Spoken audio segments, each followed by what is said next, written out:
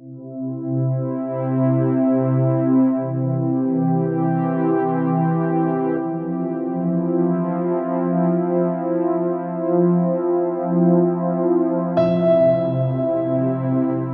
government scrapped the old IT GCSE course because it was not fit for purpose, which was true. By way of replacement, it introduced the more rigorous computer science GCSE. Is this a good thing? Yes, but there are too few students, too few girls.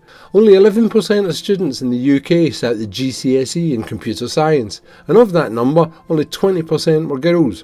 Should we be concerned? The British Computer Society certainly thinks so.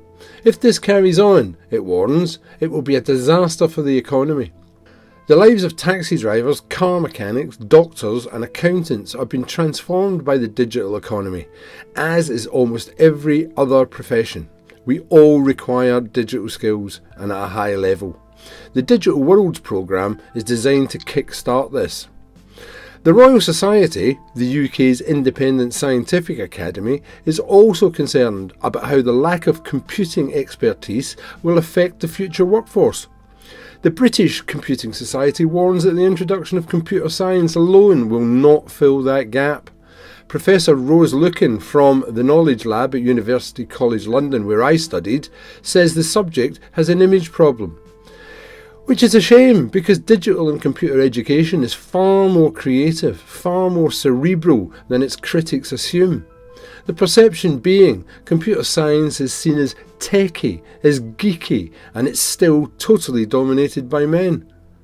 And Lucan adds that the advent of artificial intelligence makes this mission to educate even more vital. The Royal Society also speaks of the need for radical changes in the way children are taught about computers. This would require an ambitious, multi-pronged approach, they say. For instance, what is the history of the mathematics required for the development of the computer? And how did this interact with world events?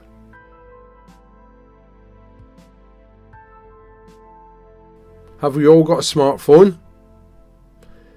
What is the relationship between Apollo 15 and the number 120?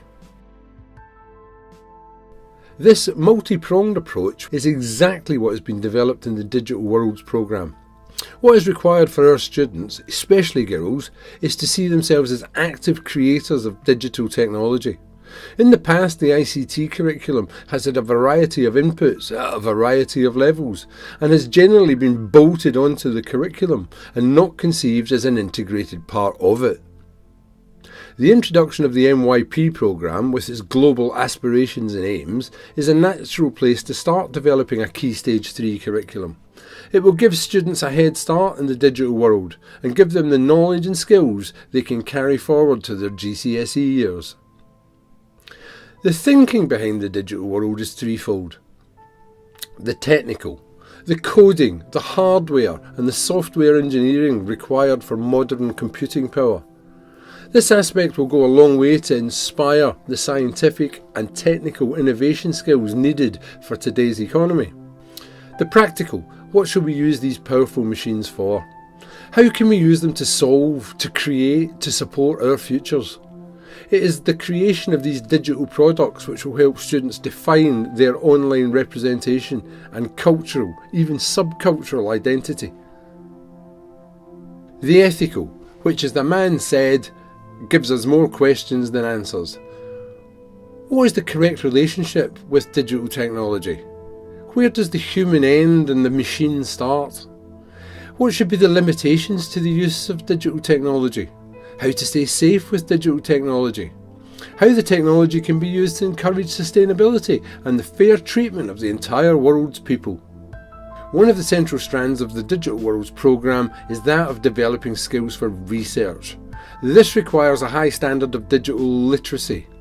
Students must be able to discuss the quality and veracity of the information available. It is through this digital literacy we will be able to assist students to become critical and reflective thinkers. So, the Digital Worlds programme will be vital in giving students the chance to explore the big ideas that matter. It will also be used to stress the shared nature of the human story over time and continent.